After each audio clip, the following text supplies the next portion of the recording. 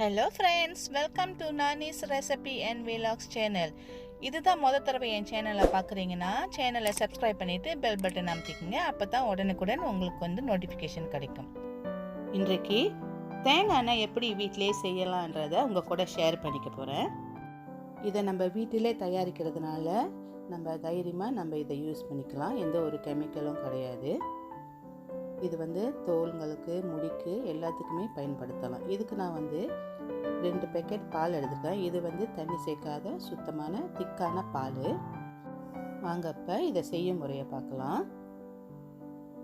நான் இதை 2 பேக்கெட் பாலை நான் சுத்தமான சட்டியில் ஊற்றிடுறேன்.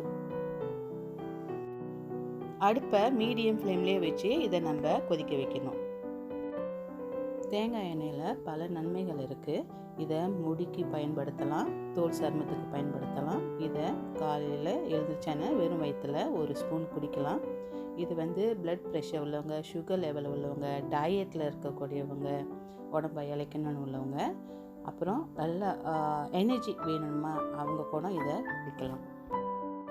இந்த சமயத்தில் நம்ம அடுப்பை லோ ஃப்ளேமில் வச்சு கிண்டிக்கிட்டே இருக்கணும். இப்போ பாருங்கள், எண்ணெய் வெளியாகிறத நீங்கள் பார்க்கலாம். இது இப்போ ஒரு லைட் ப்ரௌன் வர வரைக்கும் நம்ம கிண்டிக்கிட்டு இருக்கோம். ஏன்னா ரொம்ப ப்ரௌன் ஆயிடுச்சுன்னா எண்ணெய் கலரும் மாறிடும். அதனால் கொஞ்சமாக லைட்டாக ப்ரௌனாக இருக்கும்போது நம்ம சாத்திட்டோமா அந்த எண்ணெயும் கொஞ்சம் வெள்ளையாக இருக்கும். பாருங்கள், இந்த சமயத்தில் நம்ம அடுப்பை ஆஃப் பண்ணிடலாம்.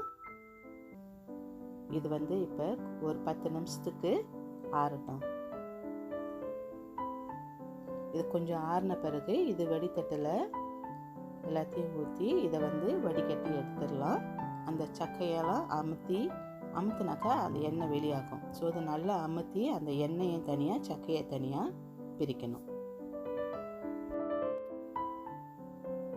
எல்லாத்தையும் பிழிஞ்சு எடுத்துடுற பிறகு பாருங்கள் எண்ணெய் எவ்வளோ சுத்தமாக இருக்குன்ட்டு. இப்போ எண்ணெய் ரெடி ஆயிடுச்சு.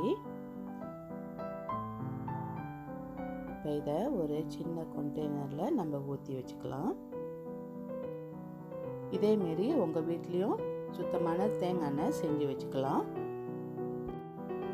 இந்த வீடியோ உங்களுக்கு பிடிச்சிருக்குன்னு நினைக்கிறேன். லைக் பண்ணுங்கள், ஷேர் பண்ணுங்கள், ஃப்ரெண்ட்ஸ்கிட்ட காமெண்ட் பண்ணுங்கள் எப்படி இருந்துச்சுன்ட்டு.